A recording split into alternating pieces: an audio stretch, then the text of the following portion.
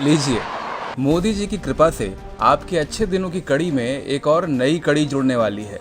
अगर आपकी जेब में खनखनाता हुआ खजाना है, तो फिर अच्छे दिनों के इस करिश्माई साल में आप भारतीय रेल को भी खरीद सकते हैं। जी हाँ, अब कागज कलम उठा के ताज़ा खबर नोट कर लीजिए। खबर यह है कि देश के 109 रूट पर चलने वाली 151 रेलगाड़ियों की बोली लगाने के लिए बाजार खोल दिया गया है। इसका सीधा सा मतलब ये है, आइए बोली लगाइए और ट्रेन खरीद लीजिए। जी हाँ, पड़ गए ना चक्कर में। आज़ाद भारत के इतिहास में ऐसा पहली बार होने जा रहा है। धन्य है पीयूष गोयल जी और धन्य है मोदी जी का विजन। अब तक तो हम और आप सिर्फ ट्रेन का टिकट खरीदते आए थे। अब मोदी जी और पीयूष गोयल की कृपा से कोई भी बिजनेसमैन, धंधे वाला आदमी, कोई भी सेठ जी, कोई भी लाला जी चाहें तो पूरी की पूरी ट्रेन रूट समेत खरीद सकते हैं। और अब सवाल यह है कि सेठ जी ट्रेन खरीदने के बाद करेंगे क्या?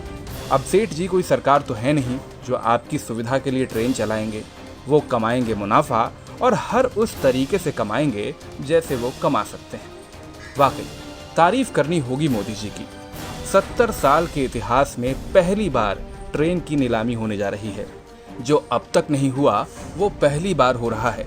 जो नेहरू जी तक नहीं कर पाए वो मोदी जी करने जा रहे हैं। वाह मोदी जी वाह। गरीबों का ख्याल हो ना हो, कारोबार करने वाले सेठ जी लोगों का कितना ध्यान है। अब देशद्रोही तो इस पर भी सवाल उठा सकते हैं, लेकिन भाई इस विजन की गहराई को तो समझो कि जब ट्रेन चला के सेठ जी कमाएंगे तभी तो देश में तरक्की और खुशहाली होगी। अब क्या हुआ कि बाद में महंगी टिकट की वजह से गरीब आदमी ट्रेन की टिकट ना खरीद पाए।